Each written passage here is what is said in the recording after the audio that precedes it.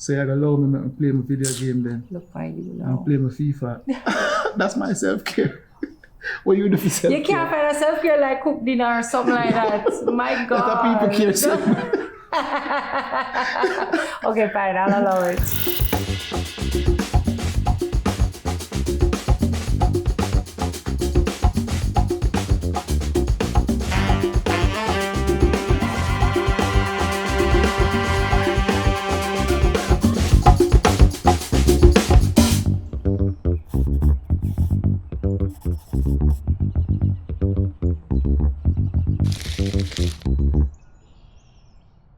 You know, I think something that people don't talk about is the fact that parenting can't really fully be experienced unless you know who you are.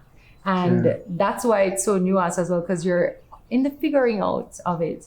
But to that point, I think it's also key for us to help our children to figure out who they are and for them to lead that conversation and to lead that 100%. way. Even though we are here to guide, we were very lucky to be given that opportunity by our parents to not maybe go down a traditional road. And, you know, I don't think we turned out too bad. No, I wouldn't say so at all. But definitely an unconventional road. But they gave us the room and the freedom, maybe after some convincing too, and trial and error, to allow us to really find our own voices without trying to put a pun in there in this world, you know? No, it's definitely important for us to be our best selves first so we can, you know, inspire them. So they can, I mean, I'm doing this study, right? Because I've been interviewing a lot of people on my show. And what I realize is that there's a correlation with people seeing success and seeing something in their vicinity, close proximity.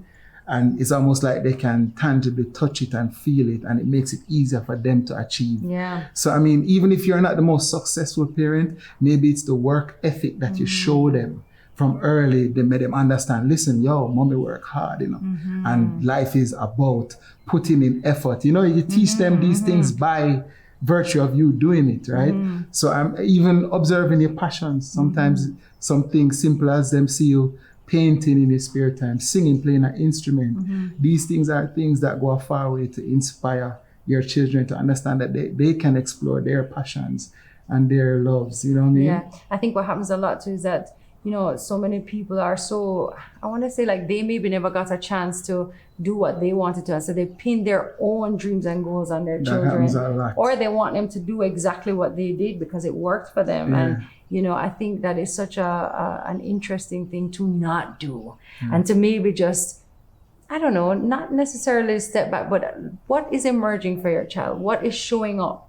Georgia also mentioned that reconciling the what you want for your child as opposed to what your child wants for themselves. And we have to be on top of it. Like I always tell my peers, my other parents that I know, our duty is to keep on observing our children, understanding their strengths, weaknesses, and playing into that. You know what I mean? Because they're showing you. Of course. You know, we already can see with all of our children some of their strengths, some of their weaknesses, even though we don't know how it's going to all pan out. We can kind of see their different interests as well, which is great. But it's just one of those things that I feel like we have to definitely step back sometimes so that they can move forward in their own way. And I love that we even, you know, spoke about the fact that, you know, we have to try our best to build resilience in our kids, but not necessarily toughen them up because as we know, the world is going to toughen them up quite fine. And again, it's back to what we were talking about, the modeling, the trying to show them who we are in the world and how we respond to things in an effort for them to then say, okay, that's how we will try as well. And that's what we will do, to emulate. It's such a big part of parenting, you know. And it's not just about modeling behavior per se, but modeling best practices, financial planning, and all of these things that when they see you do it and do it well, they want to follow in your footsteps. Yeah, and when they benefit from it too, and they see, you know, what it did for them as well, I think it will also make them know, hey, we have to do this in the future as well, and we have to set up ourselves and our families one day, hopefully as well. I think a key point as well, you know, for parents out there is this idea that we do have to take care of ourselves first before we can even start to take care of everybody else. And I know that, you know, sometimes it can feel so selfish, and we already are dealing with so much guilt. And even as you mentioned, like, we're dealing with feeling like we're not doing enough sometimes. But the truth is that, you know, that whole adage that says, hey, you have to take care, you have to put on your oxygen mask before you put on anybody else's. It's really true. Yeah. Because if you're no good to yourself, you're no good to anybody around you. And I think that's the hardest one to digest, but it's also probably the most important one. That's true. So you gotta allow me to play my video game then. Look fine, you know. And play my FIFA. That's my self-care. What you do for self-care? You can't find a self-care like cook dinner or something like that. My God. Let the people care self.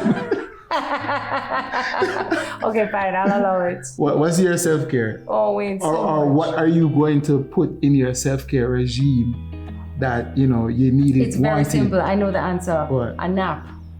You have to watch your kids while I nap. That's my A little self-care. nap. Right now. And I just fill the gap. If I could just sleep. All right, go on. You Doodles. still not gonna sleep. She's still not gonna sleep. She's gonna in there, read or dip on her phone and listen That's to what I podcasts. love. Self-care looks different for everybody, Wayne. That's your self-care, your podcast Saying. listening.